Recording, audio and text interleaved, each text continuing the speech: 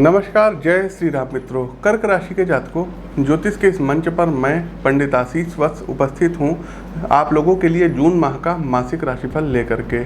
कर्क राशि के जातकों के लिए ये महीना कैसा बीतेगा, अपने राशि के अनुसार जून के महीने को आप लोग किस प्रकार से शुभ व प्रभावी बनाएं।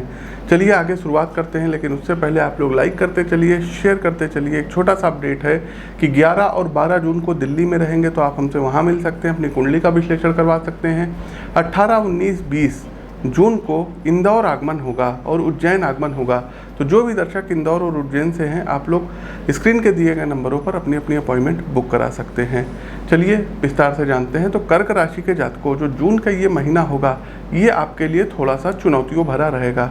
देखिए, दशम भाव में राहु और शुक्र की उपस्थित होने से नौकरी को लेकर के परेशान हो सकते हैं। नौकरी में कुछ बाधाएं आ सकती हैं, आपके उच्चाधिकारी आपको समझेंगे नहीं, तथा आपको कुछ खाली खाली सा लगेगा आपको, यार इतना मेहनत करते हैं लेकिन जॉब में कुछ हो नहीं रहा है।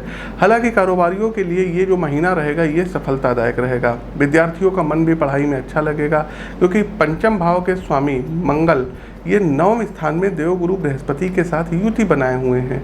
लेकिन परिवार में किसी बात को लेकर के तनाव भी रहेगा, क्योंकि द्वितीय भाव पर शनि ग्रह की पूर्ण दृष्टि पड़ रही है। 8th हाउस में बैठ करके शनि द्वितीय भाव को दृष्टि कर रहा है। इसी तरीके से लव मेट के साथ रिश्तों में किसी बात को लेकर के कहासुनी हो सकती है। आपके लिए अच्छी बात यह है कि ये माह आर्थिक दृष्टिकोण से अच्छा रहेगा। सूर्य के एकादश भाव में बुध के साथ रहने से आपको लाभ प्राप्त होगा। सेहत ठीक रहने वाली है, लेकिन सप्तम भाव के स्वामी शनि के अष्टम भाव में जाने से जीवन साथी के स्वास्थ्य में थोड़ी बहुत परेशानी हो सकती है। जून का ये महीना आपके जीवन के लिए कैसा रहेगा, परिवार के लिए कैसा रहेगा, करियर के दृष्टिकोण से कैसा रहेगा, ये सब आइए विस्तार से जानते हैं। लेकिन दर्शकों, उससे पहले कुछ जो फीडबैक्स हमको मिले हैं, आप ही लोग कुंडली दिखवाते हैं, उसके बाद फीडबैक देते हैं। तो सबसे पहले तो ढेर सारी शुभकामनाएं। राजन जी को आपका चयन असिस्टेंट प्रोफेसर के पद पर हुआ है उत्तर प्रदेश जो है सरकार में, आपको ढेर सारी शुभकामनाएं, ईश्वर खूब आपको आगे बढ़ाए। वहीं प्रभाकर जी का चयन ये टीजीटी पीजीटी दिल्ली में हुआ है, दिल्ली गवर्नमेंट में आप भी जो है टीचर बन गए, सरकारी टीचर बन गए, ढेर सारी शुभकामनाएं। अभिषेक जी का चयन एमसीआई के थ्रू हुआ था, तो ये डॉक्टर हैं। Abhishek ji, MCI exam crack करने की आपको ढेर सारी शुभकामनाएं। अमित तिवारी जी का चयन गवर्नमेंट जॉब बिहार में जो है हुआ है, बिहार में इनकी गवर्नमेंट जॉब लगी है, आपको भी ढेर सारी शुभकामनाएं। वर्षा जी, जी हाँ, मुंबई से हैं और बैंक की जॉब करती हैं, इनको बहुत बड़ा प्रमोशन मिला है, तो आपको भी ढेर सारी शुभकामनाएं। वहीं पश्चिम बंगाल से शान मोहम्मद जी, आपको भी नौकरी में प्रमोशन मिला है, इंक्रीमेंट्स वगैरह इस साल आपको मिले हैं, जॉब चेंज हुई है, आपको भी ढेर सारी शुभकामनाएं। अब आगे बढ़ते हैं, और एक अपील है दर्शकों हाथ जोड़ करके कि लिंक डिस्क्रिप्शन बॉक्स में दिया गया सोशल मीडिया के जो दूसरे प्लेटफॉर्म हैं, जैसे कि ट्विटर हो गया, ट्विटर पर @PT आशीष वत्स लिखेंगे तो हमारी आईडी खुल जाएगी, वहाँ पर आप हमको फॉलो कर सकते हैं। इंस्टाग्राम पर एस्ट्रोविद आशीष नाम से आप हमको फॉलो कर सकते हैं। फेसबुक पर देख ही रहे हैं तो फॉलो और बेल आइकन दबा दीजिए, और अगर यूट्यूब पर आप इसका आनंद ले रहे हैं राशिफल का, तो इस चैनल को सब्सक्राइब करिए और बेल आइकन दबाइए। आगे बढ़ते हैं कार्यक्षेत्र। तो कर्क राशि के जातकों के लिए कैरियर के दृष्टिकोण से महीने की शुरुआत थोड़ी सी सामान्य रहेगी। दशम भाव में राहु और शुक्र की उपस्थित होने से नौकरी में स्थान परिवर्तन संभव है। इस दौरान नौकरी को लेकर के परेशानी हो सकती है। वहीं प्राइवेट सेक्टर में काम करने वाले लोगों को इनके ऑफिस में कुछ उथल पुथल का सामना करना पड़ सकता है। ऑफिस के सहयोगी आपके खिलाफ माहौल बनाने की कोशिश करेंगे। वरिष्ठ अधिकारियों से भी आपकी अनबन हो सकती है। अपने काम से नाखुश होकर आप नौकरी बदलने के बारे में सोचेंगे। यहाँ हम आपको सलाह देंगे कि नौकरी बदलने के बारे में जल्दबाजी में फैसला ना करें, नहीं तो प्रॉब्लम में आ सकते हैं। दशम भाव के स्वामी मंगल के भाग्य स्थान पर होने से सरकारी नौकरी कर रहे लोगों को लाभ प्राप्त होगा। आपकी तरक्की भी हो सकती है और आपको बड़ी जिम्मेदारी प्राप्त हो सकती है। महीने के उत्तरार्ध में नौकरी पेशा लोगों के लिए परिस्थितियां ज़्यादा अनुकूल होंगी। आपके अच्छे काम की प्रशंसा होगी। साथ ही साथ नए लोगों के संपर्क में आने से आपके कारोबार में वृद्धि होगी। आप किसी नए क्षेत्र में कारोबार के विस्तार की योजना बनाएंगे। व्यापार के क्षेत्र में कर्क राशि के जातकों आपको मनचाही सफलता प्राप्त होगी, लेकिन आप लोगों को नौकरी नहीं छोड़ना है। आर्थिक स्थिति, तो कर्क राशि के लिए आर्थिक दृष्टिकोण से यह माह अच्छा रहने वाला है। द्वितीय भाव के स्वामी सूर्यदेव एकादश भाव में बुधादित्य योग के साथ रहेंगे। बुधादित्य योग बना रहे हैं, इसकी वजह से आपकी आमदनी में वृद्धि का अच्छा संकेत है। नवम भाव में मंगल के साथ देवगुरु बृहस्पति यहाँ पर देखिए भाग्य भाव में बैठे हुए हैं और स्व राशि अर्थात मीन राशि में संचरण कर रहे हैं, तो आपके भी आमदनी में ज़बरदस्त वृद्धि कराएंगे। आपको साइड इनकम का स्रोत भी जो है मिलेगा। साथ ही साथ कारोबार और व्यापार में निवेश से आपको अब फायदा होगा और आमदनी तेजी से बढ़ेगी। किसी नए क्षेत्र में कारोबार के बढ़ने से भी आर्थिक लाभ होगा। जो जातक विदेशी व्यापार से जुड़े हैं उनको अच्छा फायदा होगा। आपके विदेशी धन लाभ के लिए पूर्ण संकेत हैं। शेयर बाजार से जुड़े जातकों को अच्छा लाभ प्राप्त होगा। इस दौरान दशम भाव में राहु और शुक्र के होने से शेयर बाजार में आर्थिक लाभ होने की पूरी संभावना है। आपको यहाँ सलाह है कि शेयर बाजार में पैसा लगाते हुए सावधान रहिएगा और अपने बुद्धि विवेक का इस्तेमाल कीजिएगा। एक्सपर्ट से राय लेकर के तभी निवेश करिए। आगे बढ़ते हैं स्वास्थ्य।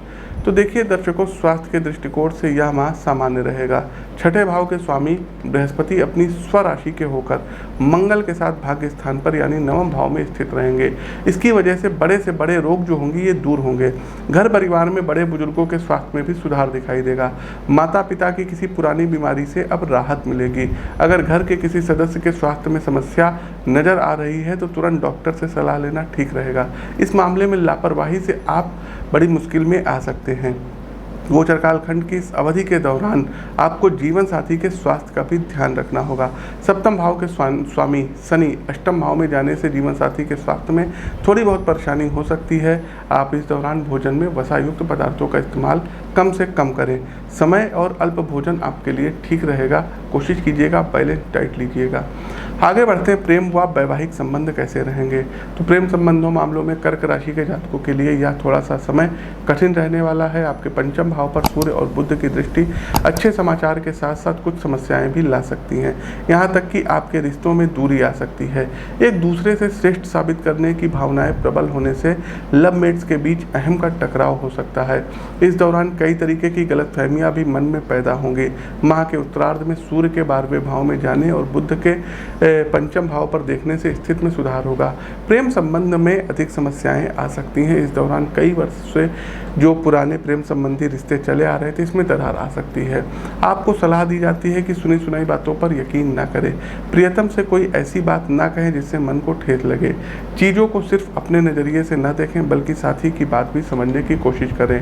अविवाहित जातकों के लिए यह समय अच्छा रहने वाला है। अगर लंबे वक्त से विवाह की बात अटकी है तो इस वक्त कुछ खुशखबरी मिल सकती है। इसी तरीके से शादीशुदा जातकों के लिए यह समय अच्छा रहेगा।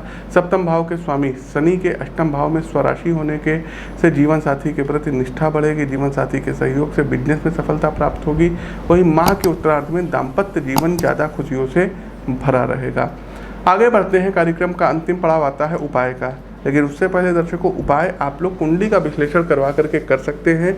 11 और 12 जून को दिल्ली आगमन होगा, वहाँ मिल सकते हैं। 18, 19 और 20 जून को इंदौर और उज्जैन में रहेंगे। आप हमसे वहाँ मिल करके कुंडली का विश्लेषण करवा सकते हैं। उपाय के तौर पर सबसे पहले आप लोगों को करना क्या होगा कि प्रतिदिन दर्शकों रुद्राष्टक के पाठ से भगवान भोलेनाथ पर जलाभिषेक आपको करना रहेगा। दूसरा दर्शकों, अमावस्या वाले दिन सफ़ेद तिलों का दान करना होगा। शमी वृक्ष के नीचे एक तिल के तेल का दीपक आपको प्रज्वलित करना रहेगा। इस महीने त्रयोदशी तिथि के दिन भगवान भोलेनाथ का अभिषेक करिएगा। साथ ही साथ दर्शकों, प्रतिदिन हनुमान चालीसा और हनुमान अष्टक का पाठ आपको करना रहेगा। भगवान भुवन भास्कर को अर्घ्य दीजिए, आदित्य हृदय स्तोत्र का पाठ कीजिए और एक सफ़ेद रंग का रुमाल हर समय अपने आपको पॉकेट में रखना है, जेब में रखना होगा। यदि आप किसी भी शुभ कार्य पर जाते हैं तो मिश्री और दही का सेवन करके निकलेंगे तो आपके कार्य सिद्ध होंगे। तो प्रिय दर्शकों, ये तो था हमारा कर्क राशि के जातकों का जून माह का मासिक राशिफल। कैसा लगा कमेंट बॉक्स के माध्यम से हमें अवगत कराइए। नए हैं तो चैनल को सब्सक्राइब कीजिए, बेल आइकन दबाइए। अपनी वाणी को विराम देते हुए ज्योतिष के इस मंच से मैं पंडित आशीष वत्स आप सभी प्रभु दर्शकों से विदा लेता हूँ। नमस्कार, राम राम।